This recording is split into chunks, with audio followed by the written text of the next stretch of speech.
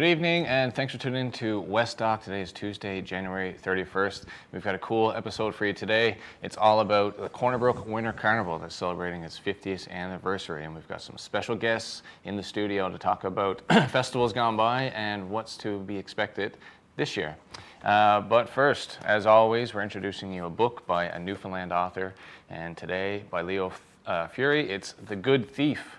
Set in and around St. John's, Newfoundland in the late 1960s, The Good Thief is a story of an 18-year-old Sonny McCluskey, the son of an eccentric father, a man on a mission. Like his hero Robin Hood, Charlie is hell-bent on justice for the poor, one day at a time. Sonny's father dies, leaving him the family business, a small auto repair shop, and a long-standing family secret, with a summary of his unique philosophy on how to make money and do good. Very interesting story, published by Flanker Press and available at a fine book retailer somewhere near you in the province.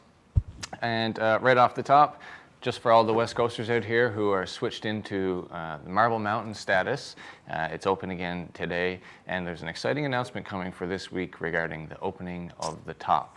And actually, I can tell you today, because this will air tomorrow night in time, that the Lightning Express will be open this weekend, and people will be riding from the top of the mountain, which is much anticipated, we know, and so we're excited to have the hill back at full swing again. All right, now for this episode, jumping right in, I'd like to introduce you to two members of Brook's Winter Carnival Committee, our chair, Karen Skinner, and Dave Elms, sometimes known as Leaf the Lucky, and representative of the spirit of Carnival. Folks, thanks for joining me in the studio today. Thanks for having us. Yeah. Now, Dave, you were here last year, which was, in fact, the actual 50th anniversary of the Carnival. In 21. In 21, yeah.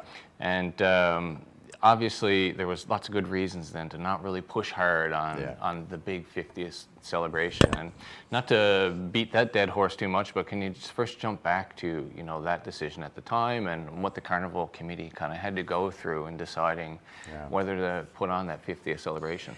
Well, it was probably one of the hardest decisions we ever had to make in relation to Carnival. We knew it was the 50th anniversary, and everybody was really geared up for that and wanted to make it happen. And then, of course, we all know what happened with COVID, and it just crushed everybody. And obviously, for health reasons, safety reasons, we had to make the decision not to go ahead with Carnival. And making that decision, we were saying, okay, after that, we'll see what happens for the next year.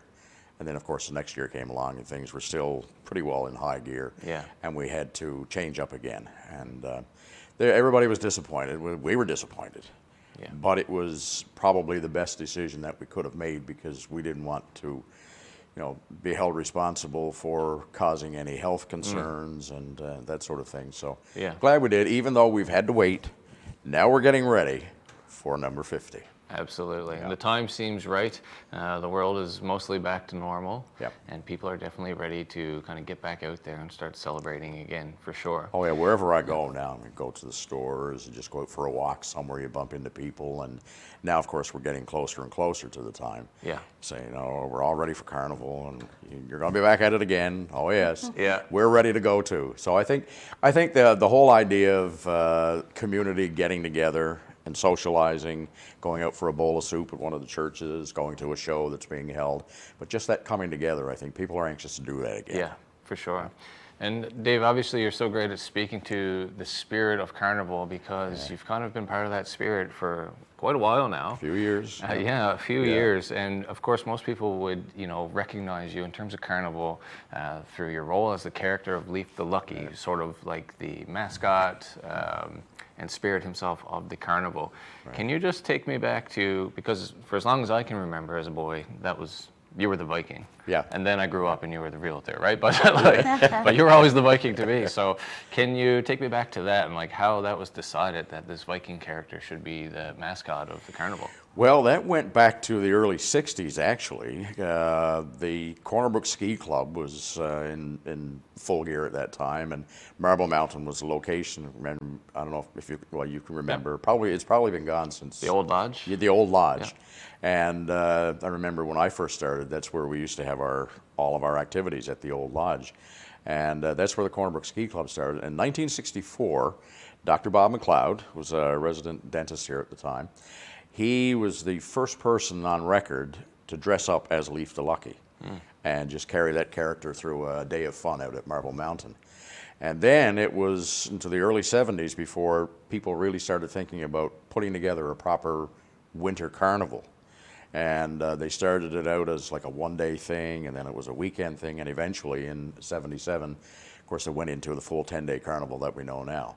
So as far as Leif the Lucky is concerned and the mascot, it was Dr. McLeod who started that, and we can thank him for planting that seed. Right. And eventually then, of course, in 1972, we went full gear.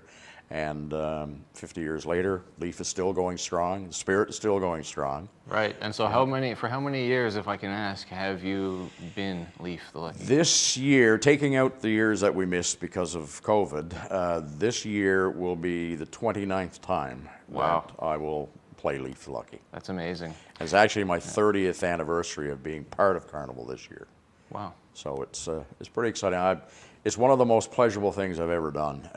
Yeah. I mean, a grown man to be able to play a Viking and entertain everybody. Exactly. Kids love the character, or Yeah. seniors love the character, and I've tried over the years to bring that good feeling of Carnival and the Yeah. spirit and all the happiness and the joy that goes with it. So, Absolutely, and you've Yeah. done quite a job with that. And just another question on you brought up something interesting on the origins of the carnival. So the first number of years of the carnival, everything was basically centered at Marble Mountain, and that was sort of like the activities were all around the hill at that time? There were a lot of the concentration was around skiing and snow events. Yeah. And then it was in later years that people started looking at incorporating.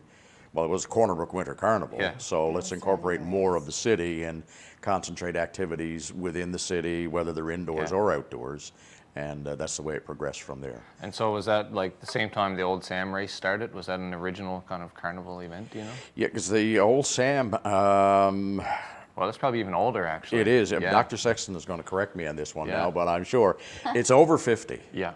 We're probably up around 54, 55 years now for Yeah. the old Sam races, Yeah. and that's a staple that's very popular. So in the original carnival that would have happened there, that would have been dated and centered around that race then, I guess. The race was Yeah. first and then the carnival as it happened. I think so, yeah. I think it was more along the lines of just trying to make marble more popular. Skiing Yeah. wasn't Yeah, big on yeah. the West Coast Yeah, at not at all. all, no. And Yeah. then all of a sudden they said, well, hey, let's do something about that. And they created Yeah. the weekend event.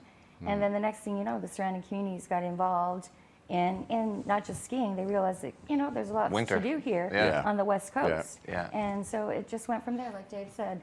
Yeah. We had a weekend in 72, and by 77, it had turned into a full-on community event, not exclusive just to Corner Brook, but to the entire surrounding area. Yeah. Yeah, because the ski club at the time, of course, was a group of people who got together to form the club, and they enjoyed skiing.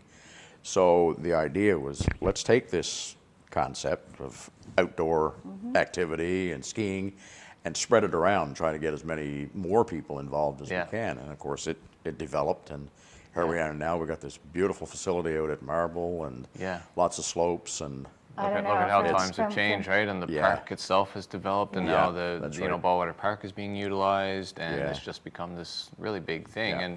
And historically, there's been so many cool and memorable events that have happened during Carnival or as part of Carnival. So, Yeah. and I just think it's great. Wintertime in Newfoundland obviously can be a little bit hateful depending on your perspective, and so it's nice that there's always at least been this every year. People could count on this Something week of to look fun, forward to. yeah, Yeah, this yeah. of camaraderie and getting out and meeting people and seeing people, eating together, dancing together. exactly. So, and what better time to encourage that than Yeah. February, right? Exactly. And so, Karen, tell me about your involvement with the carnival and sort of how and when you first got involved. I started back in the late 90s with Carnival, dating myself here, as a fairly new teacher at Herdman Collegiate at the time. And we started with a Carnival Idol competition. between Herdman and Regina back then. And so as a teacher there, they asked me to come on board to try and build that up. And then once I started being involved with Carnival, I didn't want to leave. So ever since then, I've taken on different roles, working with several of the different committees, focusing on the selling of the buttons, Carnival Day in the Park, the ambassador competition. And now this year, they invited me to be the chair. So So what does that mean to you now to be the the captain of the ship here on this Carnival committee? Well, especially for the 50th, Dustin. You know, we've all missed it for the last couple of years, and then to know it's back and it's our 50th, it's a very proud moment. I'm not going to lie. I felt very honored to have been asked. Yeah, for sure. It's a big role, and of course, a lot of eyes on Carnival Committee this year. As people are anticipating some big celebrations and things, right? So, and I want to talk now, dump straight into what people can expect in this year's Carnival. But first, we're going to cut to a commercial break. So we'll be right back. Stay tuned. So why volunteer at Rogers TV? Well, it's fun, exciting, and challenging. You can develop practical, hands-on skills in TV production, make new friends, and have fun, all while giving back to your community. For a few hours a week, you can be part of a great team making great local television. Want to find out more? Get in touch with us at rogerstv.com. Make your mark and find a new passion as a Rogers TV volunteer. And we're back with the Carnival Committee, and now we're going to jump into what people can expect for this year's exciting Carnival that's coming up in just a couple weeks. So Karen, first of all, run us through sort of, the time frame of the Carnival for all those at home and when it sort of starts and how long it's running, and then we'll talk about all the fun stuff in between. Sure. It starts on Friday, February 17th. It runs till the 26th, Sunday. And we're doing a few things differently than we have in the past. Of course, we're keeping some of the great ones that everybody loves. But one thing that we're hoping to do is showcase the 50 years of Carnival. So we're setting up a memory lane at the atrium in City Hall, and that will run through all of February. It's a video, poster, picture, memory lane filled with the last 50 years of photos and collages and videos. Cool. And actually, Dave's wife, Sandra, is the one organizing that.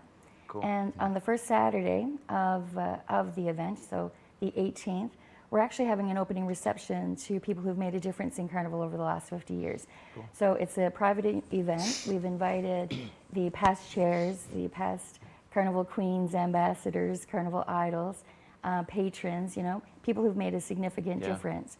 And we've put ads out on Saltwire, so I will put a plug in here. If you are one of these people and you haven't been contacted, it's simply because we don't have the names and numbers to reach everyone, but we would love to have everyone who wants to be part of this celebration to reach out to us. Another thing too is if there's anybody that may have some items that they have put together, especially since the very early days.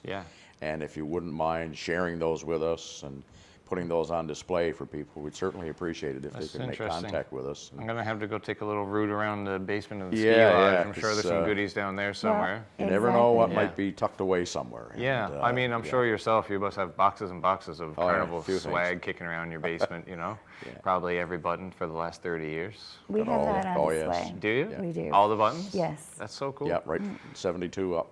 So the memory lane itself, that is open to the public? It's going to be open to the public at City Hall in the main atrium, the two levels of the front room there as you go into City Hall. Cool. And it's going to run from February 1st to the 28th, the entire month. One other thing we're doing is the second Saturday, we're having a full day event. It's called Fest on West. We're shutting down West Street for the afternoon, and it's going to start off with young children. So we have games in the Majestic Lawn for them. And we're setting up almost like a mini fair, a scavenger hunt on either side of West Street. So they have to do little fair type games for a prize. And we're offering kids a chance to parade their best decorated sleigh down through West Street. Awesome. And we've got everyone on board. It's beautiful. The restaurants and bars, hotels on either side. They've all got different events on. So even as our event is progressing, so are theirs. So cupcake decorating, retro games, all the way through West Street that afternoon. At the Legion then, we're hosting a multicultural event and keeping it in the family. Dave's daughter is actually the head of that event. So that's going to be a multicultural fair. We're going to showcase some original costume and dancing from different countries. We're also going to be serving tapas there, Nice. so they can sample the different food. Yeah. And then of course we're going to include our own culture as well. So there will be tables set up Yeah. from Newfoundland as well as the multinational students. Sort of like Very come home interesting. here 2019 with snow. Yeah, well, this is what I That was idea, thinking. right? As she was Yeah. explaining, I'm like, well, Yeah. I've seen this done in the summertime a few times. Always a Yeah. big hit, whether Yeah. it's Oh, yeah. CB Nui or Jigs and Wheels. But it's going to be very interesting to see this happen Yeah. in the wintertime under those like Right. nice lights on West Street and everything. Yeah. And And then, it's- once the light dims and the adults come out, each of the bars and restaurants are hosting specialty cocktails, Yeah. carnival cocktails, and people will have a chance to sample them and put their names in for a prize that evening. Awesome. And we're going to end the night at the Legion with the Vinyl Junkies playing live music. Cool. So we're hoping it's going to be a full day event, like you said, like a summer festival, Yeah. but with snow. Can you tell me about sort of the patrons and the patron process? I know every year the carnival selects some patrons to represent the carnival. Is it the same this year? Is there any changes this year? We go through a nomination process, and we put forward names that we feel have made a difference to Carnival. And every year we've been very lucky to find somebody who's a true representative of what Carnival is. And this year we have Bernice Buckle.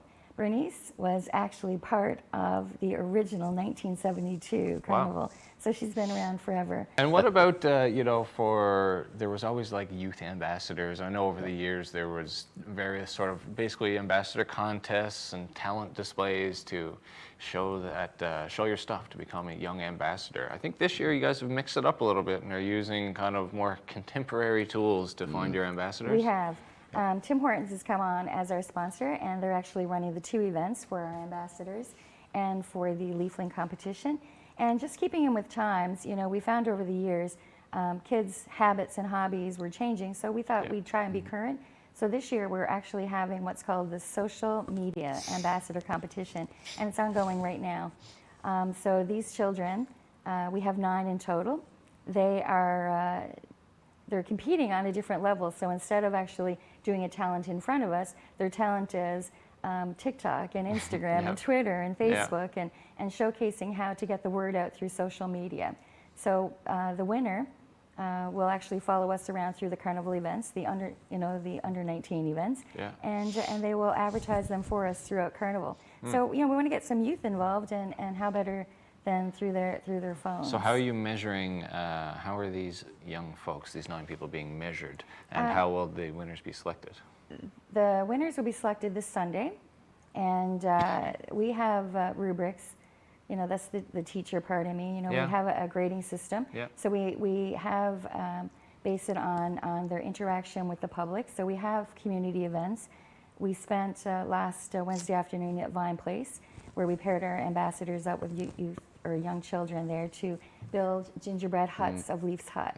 And we also have outdoor events to see how they socialize with each other.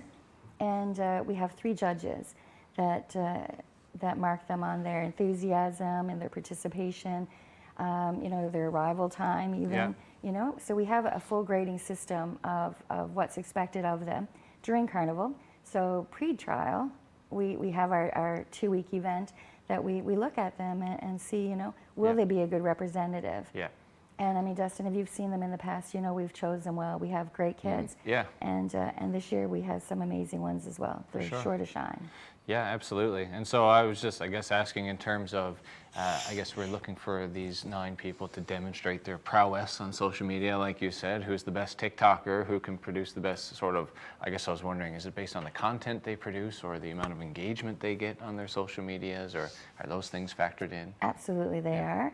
But it's more about how they react with each other and other members of the community. Right. Of course, we want it to shine on social media, but we also want them to be true representatives of the carnival. And so those the 2 ambassadors who get selected, then they become sort of like the social media people for the carnival for that week and get to be involved with creating that content, which for any young person who's actually interested in that professionally would be a great opportunity. And we assumed that responsibility. Even when we put this together, we thought, you know what, this is a working position. Yeah. So we've actually got a $1,000 prize / salary attached to it. So each child will be given $1,000 for what they're doing for us. through Very our glad to carnival. hear that. Very glad to hear that. Their first social media management gig is waiting for Exactly. them at Winter Carnival. That's very cool. And so, in addition to that, now I think it sort of ties in is the Leafling Gala, Yeah. and which is probably something that Leaf has been involved in for quite a number of years now. What's this gala all about? This, the concept of this event came up in 2004. And at the time, we were talking about adjusting through the decades and things that, relatable things with the age groups and now with the technology and everything Yeah. we're doing with the ambassadors. And we saw there was something a little lacking for the elementary age groups. So put our collective heads together and said, well, what can we do to get these kids involved and be a part of it? And it all came back to Leaf and how the kids look at the Leaf character. So we said, well, why don't we do something and create a mini Leaf? So the idea came up was to have this little show where we would ask all the children to make their own Viking outfits. And then we would go to, what we do is alternate the elementary schools every year. Yeah. And any child who attends kindergarten to 6 in a Corner Brook school is qualified to win, to take part, and of course to become our Leafling. Yeah. So they make their outfit, and on the day of the show, we have our judges who will look at their outfits. That's one thing. There's going to be a Q&A, and they'll ask them pretty basic questions for Yeah. the age groups.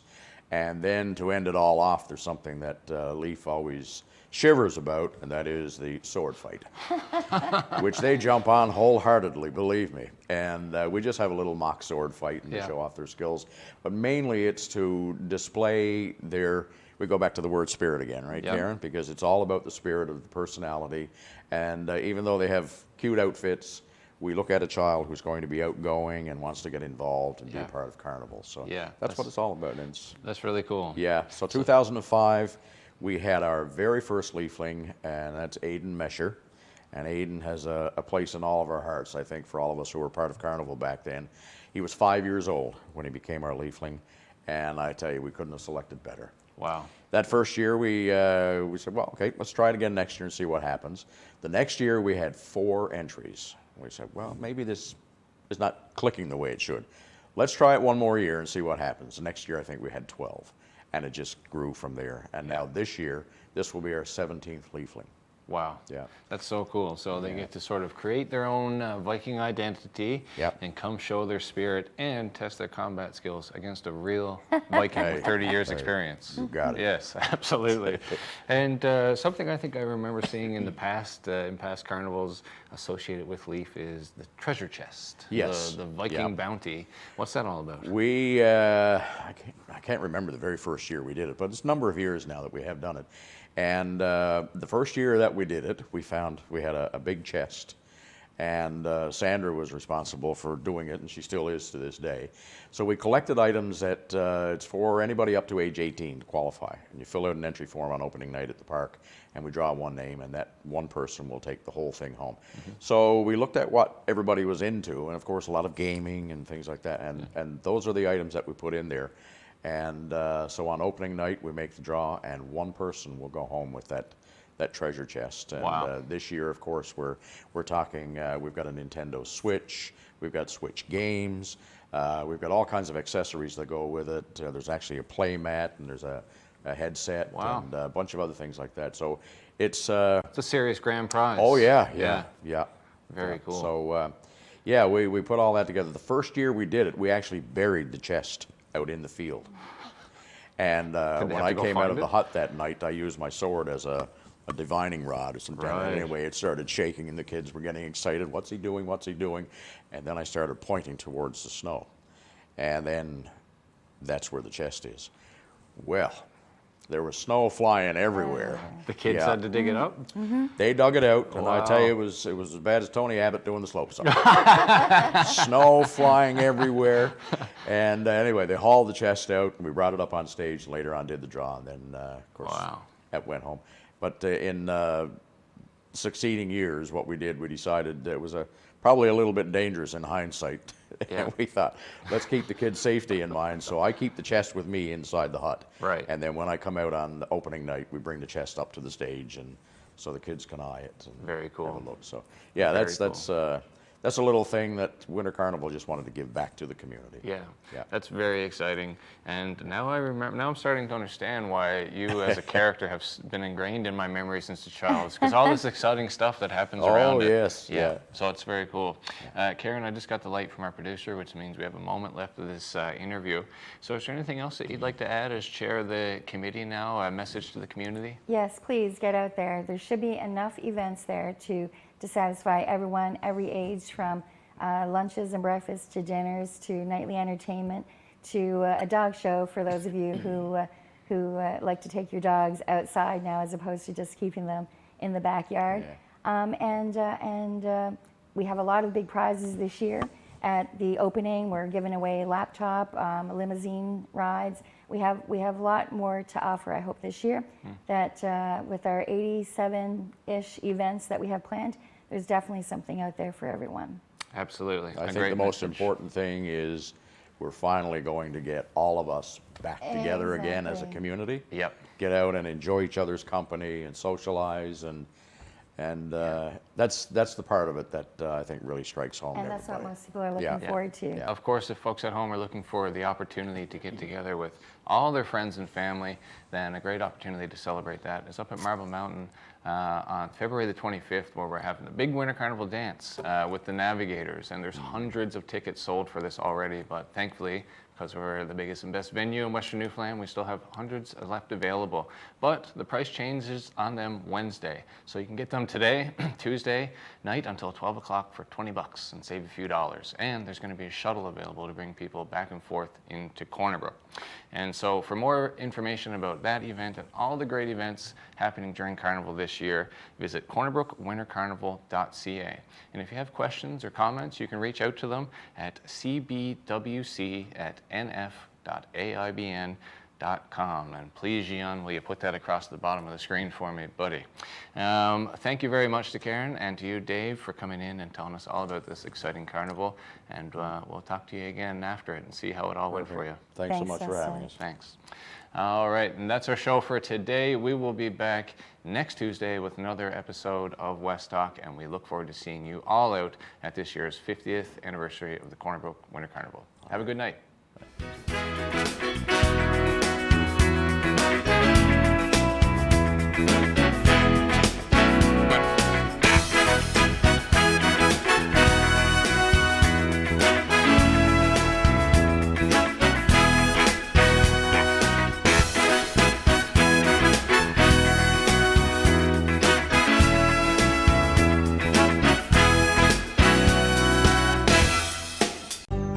If you have a comment about this program, we'd love to hear it. Email or call us, or send us your feedback through social media.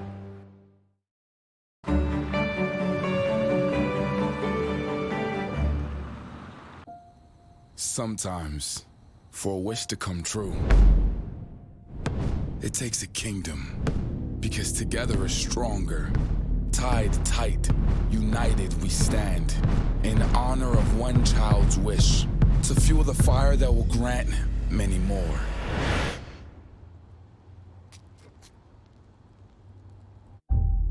Join the kingdom.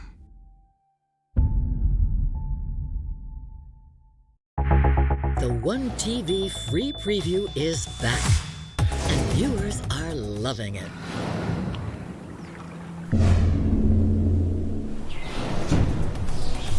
Start strong with workouts designed to motivate you. Then reward yourself with our lineup of great entertainment. January is a one-for-all, free-for-all month. One TV, free preview on now.